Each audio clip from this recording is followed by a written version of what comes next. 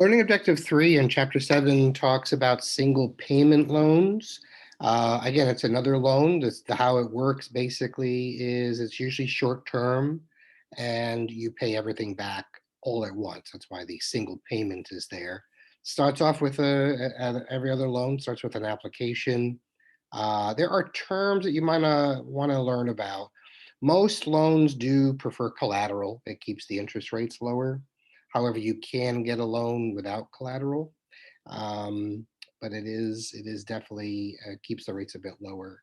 The promise that you've made in the contract is that if you cannot pay back this particular loan, say it's a car loan, you've given them a right to take it. So what they will do is they'll put a legal claim on it, which is called a lien, and in which case it literally tells um, the government, through DMV, et cetera, that you owe for this car, and that lien has to be cleared, which means it has to be paid before you can actually sell the car outright. That's very important to sort of know. It's a legal issue that's extremely important.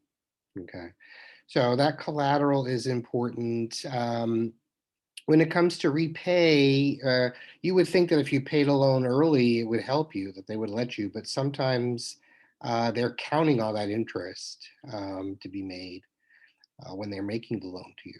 And so sometimes there is a prepayment penalty on some loans that you need to be aware of. How are you aware of it? Well, thanks to the Truth in Lending Act, lenders have to disclose all costs of that loan, including if there's a prepayment penalty. So you will get a statement and a disclosure showing that. It's important. Now, because these are short-term loans, sometimes you might need to extend. You might not be able to pay back in the 6 months or the year. So you might need another loan to pay back this loan, which is what a loan rollover is. You're basically taking out one loan to pay the other loan off and thus extend your time, but with a new loan. So those are important little features.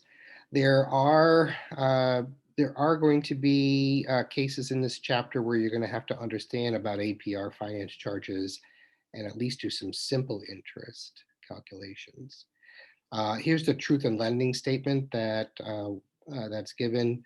Again, it has to tell you everything: the interest rate, any finance charges, the total amount.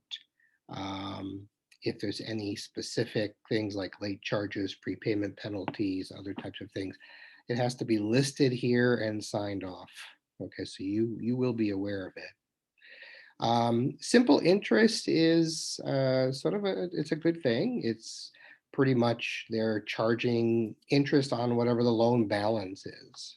Okay, so as the loan balance goes down, the interest is going to be calculated on a smaller amount of money. So you'll owe less and less. So this is something you're going to have to know. And there's a formula here and a good video that I have for you. And again, the book has lots of examples on how to calculate a finance charge on a simple loan. So you really want to pay attention and study these. They're not that bad. Another method that's used for interest is something called a discount method. This is basically they say you got a $2,000 loan. And this is what happens. Student loans have worked like this for years. They take interest or a fee up front and they disperse the rest. So let's say you got a $2,000 loan. They took a fee up front for that and they gave you, say, $1,800. So even though you literally only got $1,800, you still owe them the $2,000. The discount method, in essence, raises the overall interest rates because you're paying back. You're getting a little bit of money and you're paying back more. Right. So so it is something that's important to sort of understand. You don't want that if you have any choice in the matter. It's just much better not to get it. Okay, we'll move on in just a moment.